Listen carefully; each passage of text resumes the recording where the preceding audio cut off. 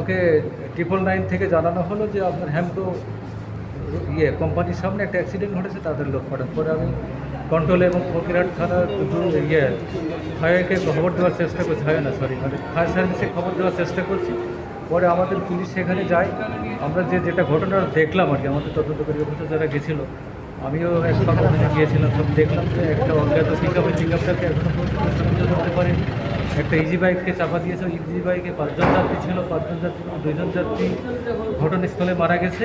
পরবর্তীতে একজন যাত্রী ফকিরহাট হাসপাতালে যে মারা গেছে। পরবর্তীতে আমরা শুনেছি খুলনা হাসপাতালে যাওয়ার পর আরও মারা গেছে। তো এক্ষেত্রে আমরা পরবর্তী আইনগত ব্যবস্থা গ্রহণ করে যেটা করেছি, এবং বাই দিস টাইম সব লাশগুলো আমরা তাদের আত্মীয় স্বজনকে বুঝিয়ে দিয়েছি। Thank you. আজকে যে সড়ক দুর্ঘটনা হয়েছে, এখানে আমাদের এখানে রোগী আসছিল, যে গুলি আসছিল 3টা, এবং সিরিয়াসলি ইনজুর্ড অবস্থায় আসছিল 2 জন। সিরিয়াসলি ইনজুর্ড যে 2 জন আসছিল তাদেরকে আমরা মেডিকেল কলেজে প্রেরণ করিয়েছি। তাদের ভিতর থেকে একজন মারা গেছে বলে আমরা শুনতে পেরেছি। আপনার পুরো নামটা? আমার নাম মোহাম্মদ জাবের হোসেন, সমাবেগ কমিউনিটি মেডিকেল অফিসার। আমরা সকাল 8:20 দিকে সংবাদ পাই যে আমাদের 2 জন স্টাফ আমাদের রিসোর্টে কাজের উদ্দেশ্যে যাচ্ছিলেন, ওনারা দুর্ঘটনার শিকার হয়েছেন, সড়ক দুর্ঘটনা। পরে আমরা তাৎক্ষণিকভাবে আসার পরে দেখি স্পট ডেড।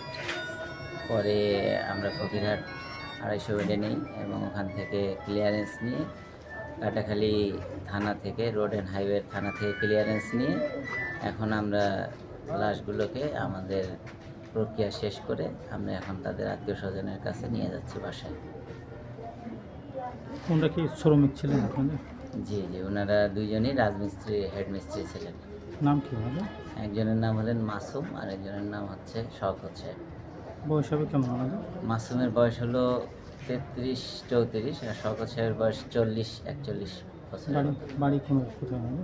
এটা রামপালের এরিয়ায় বাড়ি। কোন রিসোর্টে কাজ করতেন? Evergreen bird park and resort.